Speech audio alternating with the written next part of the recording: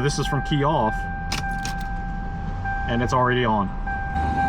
So unfortunately, tachometer is still not working on this car. So we currently have the max ECU directly to the gauge cluster, and we get nothing out of it. I've tried all sorts of different settings. I've played around with it and nothing. So according to the guy who rebuilds the tachometers, I sent him a link on the DIY module, and he said not to use it. I guess it outputs some weird signal and it doesn't work. But he did send me a video of the tachometer working on his test bench, so it does in fact work. It's just not working here. I don't know if it's something that we need to do with a pull up or pull down, but unfortunately it's just not working. So I've reached out to the customer to see what he wants me to do. Unfortunately there's nothing else that I can do at this point though. So here are the fans for the Supra. I was actually able to get it out without taking it off the dyno, believe it or not. So I just opened up the radiator hose and then rotated it 90 degrees, and I was able to kind of stop a lot of coolant from coming out. But so these are the spall fans. These are the 12-inch fans that will replace the fans that are on the shroud here. And you can see that they are ever so slightly larger. It's probably easier if I lay it like that. There we go, an inch or so in diameter, even though it's weird because these are supposed to be 12-inch fans too, but that just means that the Mishimoto fans are actually a little bit smaller. Now, one other thing that we do have to talk about is, besides the mounting hole being different, is that there is a bit of difference in thickness here. That's what she said. Or he said. So, so as you can see, the spall fans are quite a bit taller than the Mishimoto ones, but I'm pretty sure that we're gonna have enough room. There's quite a bit of room in terms of the distance between the motor and the radiator fans themselves. So I'm pretty sure that we're gonna be okay here. So, but what we're gonna do is we're gonna pop these fans off. We're gonna basically just kind of make new holes in terms of mounting. So this is from Mishimoto's website. Supposedly these fans flow 1150 CFM, whereas the spall ones that we swapped out for, these are supposed to be good for 1640 CFM. And so the part number for these guys is 301-02038. And so both these fans here are going to be 1640 CFM a piece. That's about 3,300. So if the specs are correct on both the fans, that means that we'll be flowing 30% more air through these fans than we will on these. And so that should be more than enough to keep this guy cool. So, well, we'll start taking this guy apart here tomorrow. We'll drill some new holes, and then we'll slap it all back in, and then we'll test it out. So hopefully we're good to go. So this is what I was talking about earlier. I loosened this clamp and I was able to rotate it 90 degrees. And we did lose a little bit of coolant, but it stopped it from gushing from out right here. But yeah, as you can see, here is the distance here that we have. I mean, there's quite a bit of room in terms of like this nut here to the fan. So I'm pretty sure that we're gonna be okay. And of course, we're using my fan wiring kit. So the connectors are already done. So when we do this fan change, there's no additional wiring that needs to be done. So the Supra radiator is back in. As you can see, pretty meaty, but we still got a ton of clearance. You guys may not be able to see this, but we did end up widening the holes a little bit just to get it to sit in there. But it's all good now. Everything's all wired up. Just got to clean up the actual routing and the wiring. So this should definitely do the trick. All right, guys. So we are working on installing the ECU Masters ADU into the Supra today. So there were a lot of things that we had to do off camera here. The first thing was the 3D printed bezel that we made here. So we had scanned the original cluster, and this is what we made here. Now this basically fit exactly on how, like, this was scanned like how the stock cluster is designed. And we were having fitment issues with a few things here. So the biggest one was there's an issue with fitment here. And so we redesigned the bezel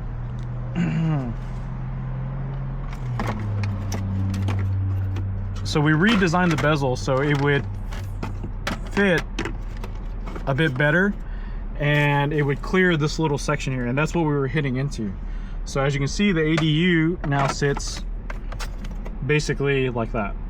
So it's a way better fit with the new cluster. So what we're going to do now is we're going to go ahead and start wiring it up. So I've already got power and ground already wired up. Now I do need a constant 12 volt source that isn't going, the factory cluster doesn't have a constant 12 volt source, unfortunately. So we're going to tap it off of this, and this wire here is the this wire here goes to the hazards here. So I've went through the service manual, and I've kind of, as usual, I have a spreadsheet here telling me the functionality of the factory stuff, the pinouts, and the colors. Okay, so the thing is that there's two things that I'm not quite sure of, is the fuel level and the parking brake. So I have notes here to verify it first. I just have to look into a different part of the manual that I just don't have handy. But now you guys are probably wondering, like, why is there so little things that are being wired up? Remember that this car has a max ECU, so the ADU is going to be communicating via CAN bus for all those other signals. So for instance, coolant temp, speedo, RPM, oil pressure, you know, fuel pressure, all that stuff is coming from the max ECU side. So I don't need to interface the factory wiring at all. So the things I have mapped out here are basically indicators that do not interface with the ECU at all. So we've got the left and right turn signal respectively. We've got the high beam, low fuel light, fuel level itself, and the parking brake indicator. And so the parking brake indicator is important because not only does it give us tells us that the parking brake is up, it also will indicate if the brake fluid level is low off the reservoir. So that's why that's important to have. So we're going to basically start pinning all this stuff up. What we're going to do though is we're basically just going to put pins on the end of the wiring and then plug them into on our ADU, and then from there we'll go. So in terms of the ADU though, the only thing that we actually have to wire up besides this stuff here is we've got to wire up a battery power wire that we're getting from this connector here. So constant battery power here. Then we've got two sets of CAN bus. So we have CAN bus 2, and that goes directly to the max ECU, and then we have CAN bus 1. CAN bus 1 is just wires for the CAN to USB for me to communicate to the ADU. So we got everything pinned. So the thing about these pins that I do not like, I have an issue with amp seal connectors all the time. And the thing with amp seal connectors is that the pin base has to be like pretty straight. There's not a lot of margin for error. And so most of them actually came out pretty straight. I think this one right here, I'm not sure what this one's for, gave me a little bit of a problem, but I don't think it itself will be that much of an issue. So obviously I haven't done anything else yet besides pinning these up. I don't even know where they're going to go inside this particular connector just yet. So I have to sit down and do a little bit of reading. Now, the other thing is that what's left here is I need to actually tap this wire here. This wire is for the hazard switch. This is going to provide us 12 volt power. So this wire, not only do we have to tap it here, but we also have to run this wire all the way across to follow this loom, so it ends up being right here, so it's pretty close to the rest of this wiring here. So I'm gonna go find a long piece of wire and try to figure out what's the best place to get it all in. So what makes these so difficult, firstly, I've already released this red piece here. So this red piece, okay, so what makes it so difficult and why the pins have to be perfectly straight is because just the way this connector is. Okay, so this red piece right here, the retainer, I've already popped it out. You simply just take a pick tool and just pop out the sides to get it loose. So this is the wire that we need to be replaced. This is pin 12, and this is the wire for constant power. Now, to get this off, you should be able to turn it and it should come right out. So as you can see, that one came right out. And so on this pin here, you can see that it's relatively straight. If it's not straight, what happens is you'll get it in, and what will actually happen is so these pins, they should sit flush against this red portion here, and what will happen is that the pin will go in and it'll feel like it's fully seated, and it's only made it to like the first ridge here, and it won't be fully seated, and you'll have a hard time of putting this red retainer back down. So that's why the pins have to be perfectly straight. So the thing with these though, My only recommendation to you is that they should go in smooth. If they do not go in smooth, take it back out and re-inspect it, because what will happen is that you'll start trying to force it in and you'll break the retaining pins on the black side of it, and you'll have a pin that constantly slips out. So it's a pain in the ass to do these, but once you get the hang of them, they're actually really nice, because like I said, when they go in and you need to remove them, like, you know, you pinned it in the wrong spot or whatever the case may be, you simply spin them and give them light tug pressure and they come right out.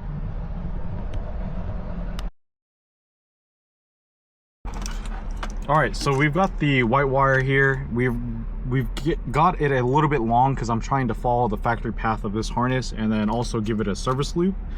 And so what I wanted to mention was actually this connector here. So as you can see, hopefully you guys can see it better. So you can see that the pins are flush against the red. So we know that's a good connection there, and that's how they should be. So when you go to clamp this all down, if all your pins are not sitting right against the red retainer, then it's not right.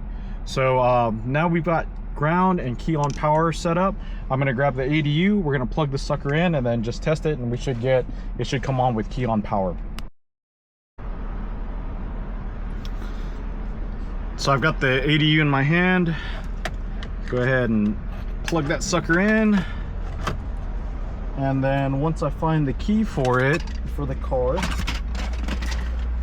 if all goes well, we'll key it on and then we will have power. So I wanted to get a better shot of the ADU, just because that I know that it was kind of at an angle. But so the biggest reason why I really love the ADU is actually just because of how fast it boots. Okay, so this is from key on, or this is from key off, and it's already on.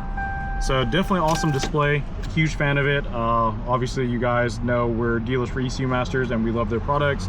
So if you guys decide that, you know, you really want one of these, reach out to us and then let me see if I can get you guys all set up on it. So that's it for this one.